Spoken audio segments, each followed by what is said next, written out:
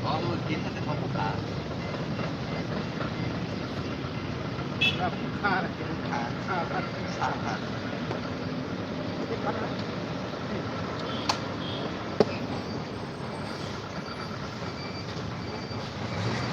Bỏ em ơi, khổ ta chứ.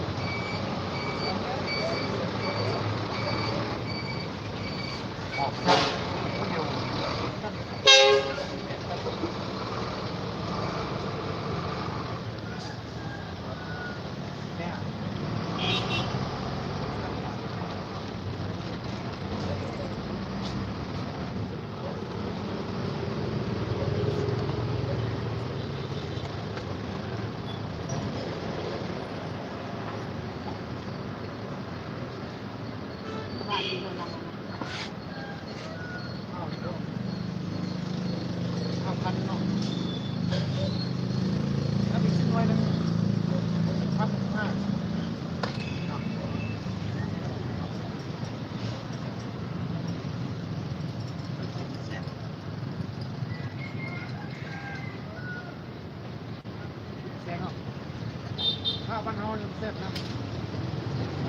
ยี่ห้าพัน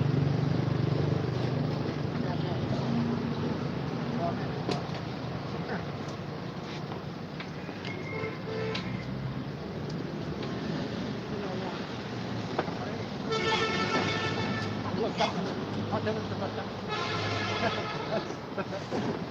จะมีอะไรเขาบอกโอ้ยจริงมาดูครับรับอินรับอิน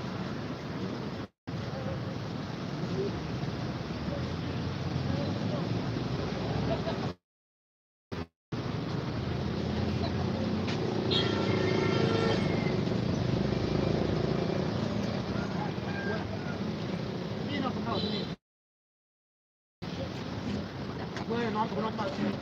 นอนเดี๋ยวขึ้นแล้วมารับนี่เดี๋ยวมันยากไปรถยางในบ้าน เดี๋ยวผมจะยืนอยู่ มันสบายโอ้ยออกกำลังกายนี่ลำบากเลี้ยงดิ้นผักนี่ลาย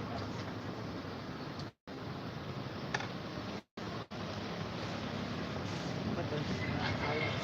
ผัก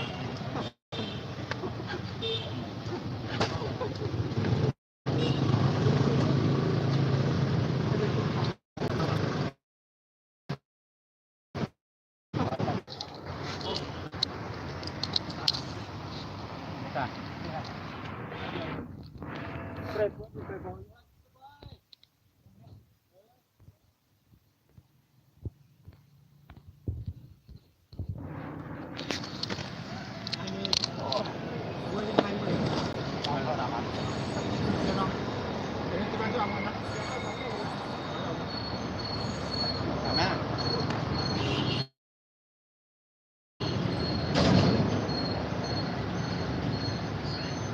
นี่อีกประมาณนั้นนะรับได้มาแล้วรับแล้วให้มันกินนะใช่ไหมโน้ตบอล เนี่ย จะไหนฮอตเข้าอย่างนี้แล้วก็ต้องออกมาเด้อ ทรายเท่าไหร่ นี่ครับนี่กระพุ้นนี่กระพุ้น อันเขา โอ้ยไปหันแล้วโอ้เป๊ะไปฮะโอเคหันต่อดิหันเจ๊ครับไปเดินดิหันแล้วนะ หวานไหมก็มีนะ